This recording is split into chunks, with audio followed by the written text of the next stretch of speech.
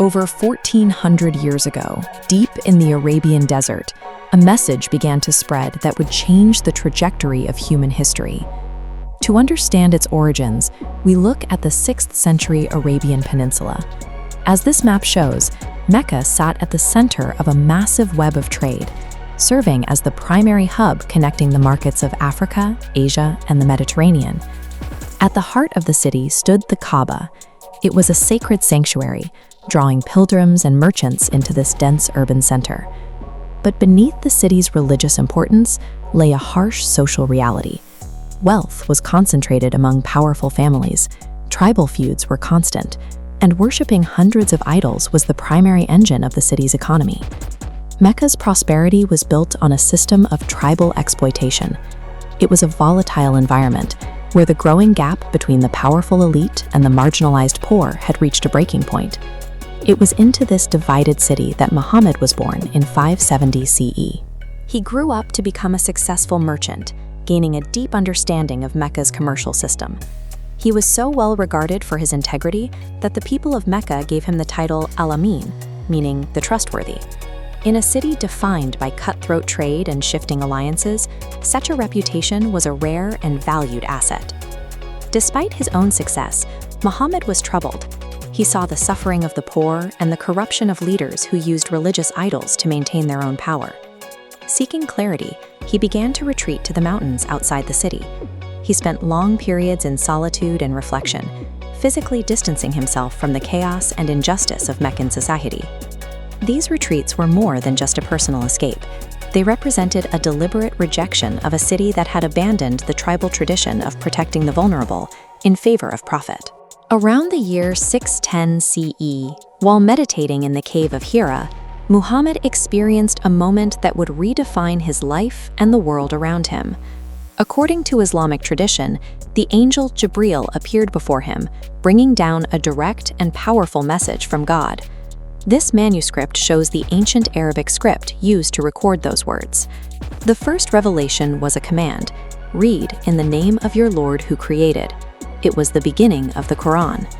The message was a direct challenge to the Meccan status quo. There was only one God, and all people, regardless of wealth or tribe, stood as equals before him. This solitary moment turned a merchant into a prophet, providing him with a message of absolute equality that removed the spiritual justification for the power of the Meccan elites. As Muhammad began to share this message, it quickly gained traction among those who had been left behind by Mecca's economic system, including the poor and the enslaved and the marginalized. For the ruling families, this was an economic disaster. If people stopped worshiping the idols, the lucrative trade and pilgrimage revenue that supported their authority would vanish. The Meccan establishment responded with force. Early Muslims faced systemic pressure, including economic boycotts, harassment, and severe physical persecution. This violent reaction from the elites proved the potency of Muhammad's message. It wasn't just a new religious practice. It was a system that aimed to replace tribal hierarchy with a community of equals. By 622 CE, the persecution in Mecca had become unsustainable.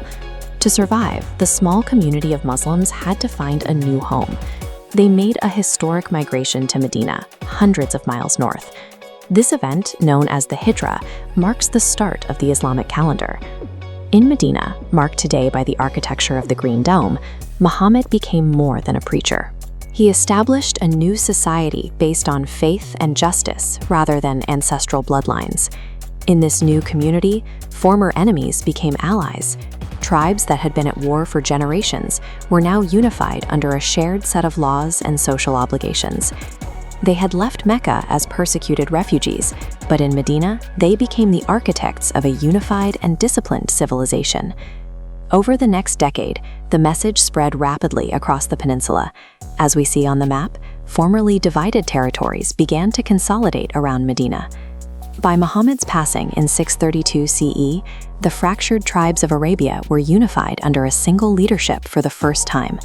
This collective strength allowed the movement to expand into the neighboring Byzantine and Persian empires in the decades that followed.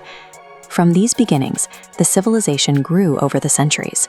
It spread through trade, scholarship, and cultural exchange, reaching far beyond the borders of the Middle East.